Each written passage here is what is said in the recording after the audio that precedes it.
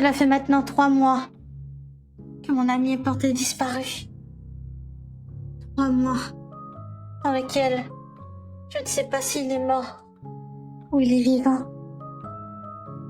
Et quelque temps de cela, on m'a appelé pour me signaler que mon ami, que je considère comme mon frère, a eu un accident. Et pas un petit accident, un grave accident. Mais le plus troublant dans l'histoire, c'est qu'on n'a pas retrouvé le corps. Mais on le présume mort. Et ça, c'est inacceptable. Quand j'ai appris cela, j'ai tout de suite accouru. Et je me suis écroulée par terre. J'ai hurlé à la mort. Comment une personne que je considère comme un ami, que je considère comme un frère, on a presque grandi ensemble. Il est comme mon grand frère. On est comme des frères et des sœurs. Pourquoi? Je me pose toujours cette question en tête. Toujours la même question. Qu'est-ce que j'aurais pu faire? Qu'est-ce que j'aurais pu faire? Qu'est-ce qui aurait pu changer? Je me dis ça car, si vous le savez pas, avant ce drame, il n'allait pas bien. Il commençait à rentrer dans une phase de dépression. Et au lieu d'être là pour lui, de le soutenir, de le réconforter, je l'envoyais balader. Parce que j'en pouvais plus, moi non plus. De toute cette négativité. Je voulais pour une fois être heureuse. J'en pouvais plus. À chaque fois qu'on me parle, à chaque fois qu'on a une discussion, ça revient au même thème. J'en pouvais plus. J'ai des regrets. J'aurais dû rester. J'aurais pas dû le laisser tomber. Je sais pas pourquoi j'ai laissé tomber. Je regrette amèrement. Je sais pas pourquoi.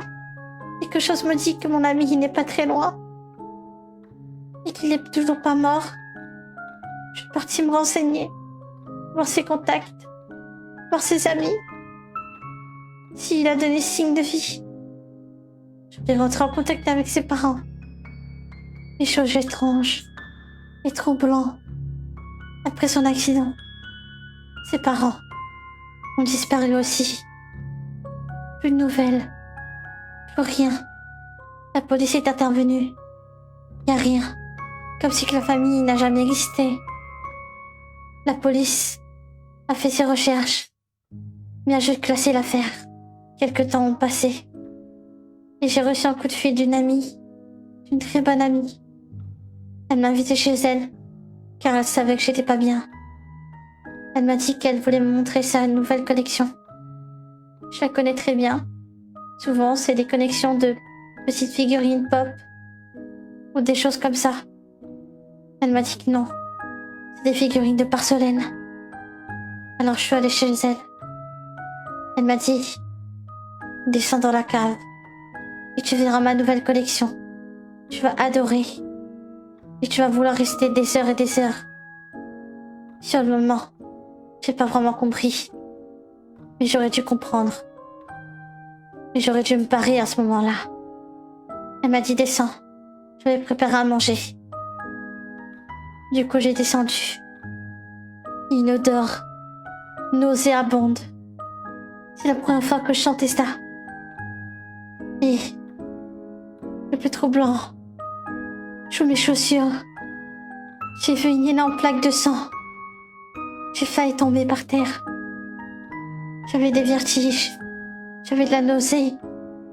L'air était irrespirable. Je ne pouvais plus. Le pire dans l'histoire, c'est que je me suis rapprochée d'une bâche. C'était encore plus fort. Et quand j'ai soulevé toute la bâche, eh bien j'ai vu que j'aurais pas dû voir. J'ai failli y tomber. J'ai failli hurler à la mort. C'était mon ami, mon frère. À peine de me retourner, j'ai vu ma meilleure amie, qui était censée être ma meilleure amie, un couteau à la main, en me chuchotant. Chut, tout va bien aller. Je suis ici chez toi. Repose en paix, ma meilleure amie. et tu resteras jamais avec nous.